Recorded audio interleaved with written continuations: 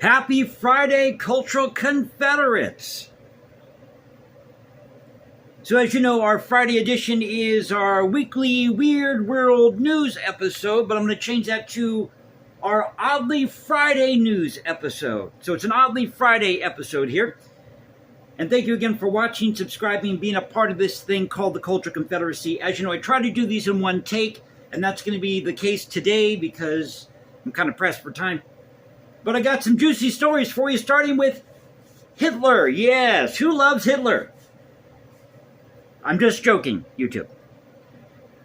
So this is over at Channel 6 Orlando. Hitler's yacht found off the coast of a Florida beach. Now the ship is called the Ostwind and is one of many strange objects found in Florida waters. So according to the article here, nearly 5 miles off the coast of Miami Beach, a yacht sits at the bottom of the ocean, dubbed the Ostwind, and it has a strange history. It was owned by Adolf Hitler. So Hitler liked sailing? Now, the 80-foot-long yacht was commissioned by the infamous dictator in 1938 as an Olympic racing yacht, it says here, but it never competed. Now, he had this odd plan that if he were to win World War II, he was going to ride this yacht into England after Germany won the war, and he would accept Winston Churchill's surrender aboard the ship.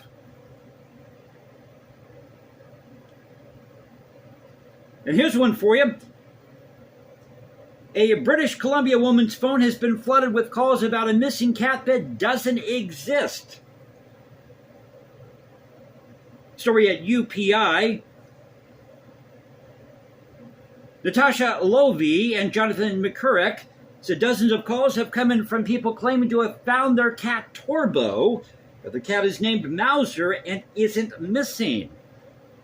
Quote, sometimes like 6 times a day I'm getting these really, like this many calls a day, like a lot of calls. I get like a lot of calls on my phone because like a lot of people call me that don't know me, So they're getting these random calls. And people are leaving her voicemails saying they found their cat. Now, this surrounds a T-shirt that was printed, sold by a company in New York.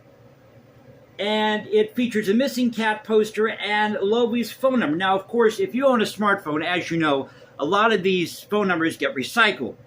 So I'm thinking this is what happened here. Looking for a cat that doesn't exist. And here's one for you. A 911 call about a person trapped in rushing water of a canal led emergency responders in California to discover a discarded blow-up doll. Oh! Fresno police and firefighters were summoned to the canal near McKinley and Peach Avenues. The report of a person possibly deceased trapped against a grate by the rushing water, but as it turns out, it was in fact a blow-up doll. Yahoo News, did you hear about the guy in France who ate the banana that was a piece of art at a French museum? It says here, a museum goer bit into a fresh banana worth millions of dollars taped to a wall last week. Exhibitors said on Friday in the latest such consumption of the conceptual artwork. Italian artist Maurizio Catalan, whose provocative creation entitled Comedian, anybody who tapes a banana to a wall, you got to have a screw loose. Said it was bought for $6.2 million in New York last year. Said he was disappointed the person did not also eat the skin and the tape. After the hungry visitors struck on Saturday last week, security staff rapidly and calmly intervened.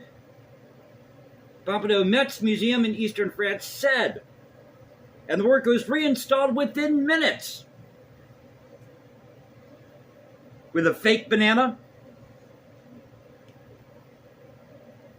And a monastery in Hungary is fighting a beetle infestation in its library. This is over at the AP.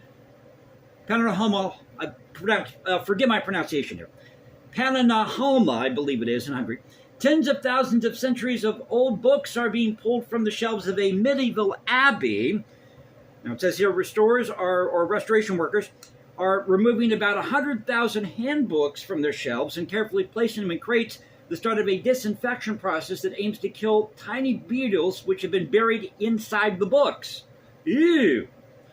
Now it's known as the drugstore beetle, but also called the bread beetle, and it's found among things such as grain, flour, spices, but they're also attracted, get this, attracted to gelatin and starch-based adhesives found in books. Didn't know that.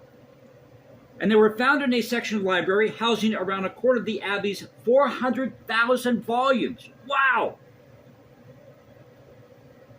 And finally, Japanese YouTuber goes viral because of his unusually long and pointy chin. It says here, Japanese internet. So this is, by the way, at a site. I just found this really cool site. There's also a story here about, we'll get into that for maybe next week's episode. At Oddity Central, so it says here that internet celebrity at Jonouchich1, I believe it is. It's spelled Jonouchich1, is known as the YouTuber with the world's longest chin because it's unusually long and pointy. He kind of looks like, reminds you of Jay Leno in a way. A Japanese version of Jay Leno, if you can imagine that. But he's got glasses. Actually, it looks like a cross between, I kid you not, it looks like a cross between John Lennon and Jay Leno. Go check out this photo at Oddity Central.